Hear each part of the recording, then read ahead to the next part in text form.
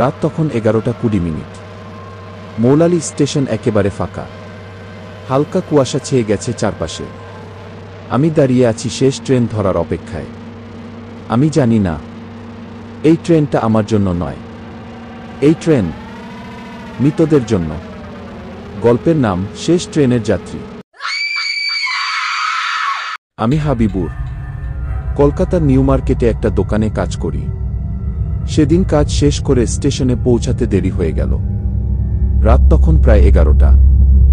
স্টেশনে তখন আর কেউ নেই, শুধু একজন মহিলা দাঁড়িয়েছিলেন, চোখ মেলে তাকিয়েছিলেন ট্র্যাকের দিকে।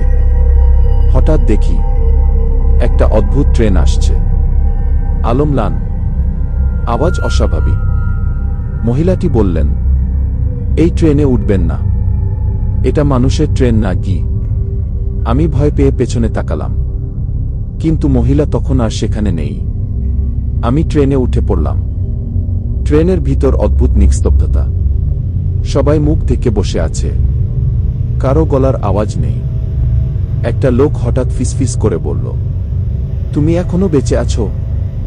আমি ভয় পেয়ে তার দিকে তাকালাম। সে ধীরে ধীরে মুখ ঘুরিয়ে হাসল, কিন্তু তার মুখ ছিলই না, শুধু দুটো গর্ত আর রক্ত। ট্রেন চলতে চলতে হঠাৎ থেমে গেল।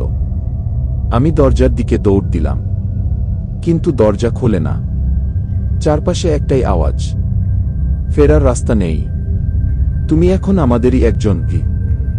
আমি চিৎকার করতে করতে জ্ঞান হারালাম। চোখ খুলে দেখি আমি এক অন্ধকার ঘরে। দেয়ালে পুরনো ছবি, বাতাস ভারী। একজন মহিলা এসে বললেন, তুমি মরনি, তুমি শুধু ভুল করে মৃত্যুর ছায়ায় ঢুকে পড়েছিলে কি? আমি জিজ্ঞেস করলাম, আপনি কে? তিনি বললেন, আমি একদিন ভুল করে উঠেছিলাম, কিন্তু ফিরে এসেছি। তুমি যদি আবার সেই ট্রেনে চড়ো আর ফিরতে পারবে না কি? আমি হঠাৎ নিজেকে স্টেশনের বেঞ্চে পেলাম। সবকিছু যেন স্বপ্ন ছিল, কিন্তু হাতের মুঠো একটা টিকিট, তাতে লেখা শেষ ট্রেন, আসন 44, যাত্রী হাবিবুর। আর স্টেশনের এক কোণে দাঁড়িয়েছিল একটা পুরনো ক্ষয়প্রাপ্ত ট্রেনের ভগ্নাংশ, তাতে লেখা 1980 সালের যাত্রীবাহী ট্রেন কি। এরপর সবকিছু অদ্ভুত হতে লাগল। একদিন দেখি আমার ডায়েরিতে নিজে নিজে লেখা হচ্ছে, তুমি ফিরবে না, আমরা অপেক্ষা করছি কি। রাত 11:45 হলেই ট্রেনের শব্দ শুনতে পাই। ঘরের জানালায় কুয়াশা জমে যায়। একদিন দরজার নিচে একটা চিঠি পেলাম, তাতে লেখা, ফিরে এসো, নইলে আমরা আসব তোমার মাকে নিতে কি। চিঠির নিচে মায়ের ছবি, যার কথা কেউ জানে না।